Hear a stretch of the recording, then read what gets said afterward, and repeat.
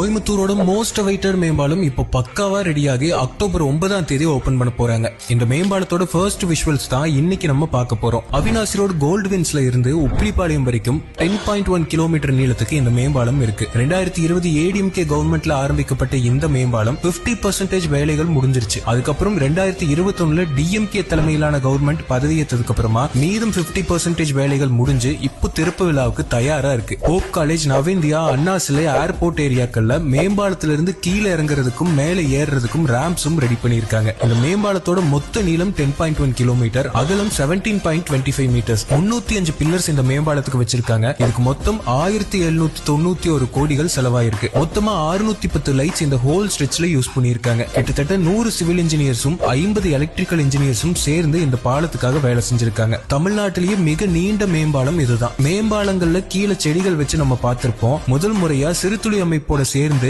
இந்த பாலத்துல மேம்பாலத்து மேலேயே 2 லேனுக்கும் நடுவுல 3000 போகன்வில்லா பாட்டர் பிளான்ஸ் வச்சு ட்ரிப் இரிகேஷன் ரெடி பண்ணிருக்காங்க. மேம்பாலத்தோட கீழ் பகுதிகளிலும் முழுக்க நிறைய மரங்கள் வச்சு ஒரு கிரீன் ஸ்பேஸா ரெடி பண்ணிருக்காங்க. அது மட்டும் இல்லாம 120 பிட்ஸ் போட்டு மழைநீர் சேகரிப்புக்கான பக்காவான ஏற்பாடுகள் இந்த மேம்பாலத்துல ரெடி பண்ணிருக்காங்க. சோ பெருமழை காலங்கள்ல மேம்பாலத்து மேல தண்ணீர் தேங்கவும் போறதில்ல, வேஸ்ட் ஆகவும் போறதில்ல. கிட்டத்தட்ட சிட்டி டிராபிக்ல மாட்டி அரை மணி நேரத்துக்கு மேல ஆயிட்டு இருந்த இந்த தூரம் இனிமேல் தாராளமா உப்பிலிப்பாளையம்ல இருந்து கோல்ட்வின்ஸ் 10 நிமிஷத்துல ரீச் பண்ண முடியும். கோயம்புத்தூரோட மிகப்பெரிய தலைவலியா இருந்த அவினாசி ரோட் டிராபிக் குறைஞ்சு ஸ்மூத்தா டிராவல் பண்றதுக்கான நேரம் வந்தாச்சு.